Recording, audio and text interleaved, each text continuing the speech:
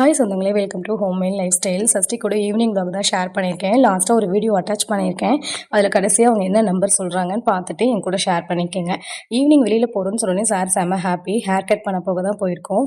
உள்ளே போகிறோன்னே கேர்ள் பேபின்னு நினச்சிட்டு உமன் செக்ஷனில் உட்கார வச்சிட்டாங்க. அப்புறம் பாய் பேபின்னு சொன்னதுக்கப்புறம் சரி ஓகே பரவாயில்ல, இங்கேயே ஹேர் கட் பண்ணிக்கலாம். நாங்கள் அழுவாங்களான்னு கேட்டாங்க.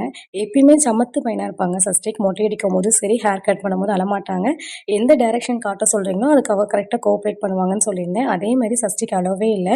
அங்கே இருக்கவங்க ரொம்பவே ஆச்சரியப்பட்டாங்க. வர குழந்தைங்க எல்லாமே அழுவாங்க, பட் இவங்க அந்த மாதிரிலாம் அழுகாமல் கரெக்டாக காட்டுறாங்க. நாங்கள் இவங்களோட ஹேர் ஸ்டைல் எப்படி இருக்குது அப்படிங்கிறது என் கூட ஷேர் பண்ணிக்கோங்க. சஷ்டிக்கு இன்ஸ்டா பேஜ் ஐடியை உங்க கூட ஷேர் பண்ணுறேன். அவங்க பண்ணுற டெய்லி ரொட்டீனில் லூட்டி பண்ணுறது எல்லாமே இல்லை போஸ்ட் பண்ணியிருக்கேன். உங்களுக்கு பிடிச்சிருந்ததுன்னா ஃபாலோ பண்ணி உங்கள் ஃப்ரெண்ட்ஸ்க்கு ரிலேட்டிவ்ஸ்க்கும் ஷேர் பண்ணுங்கள்.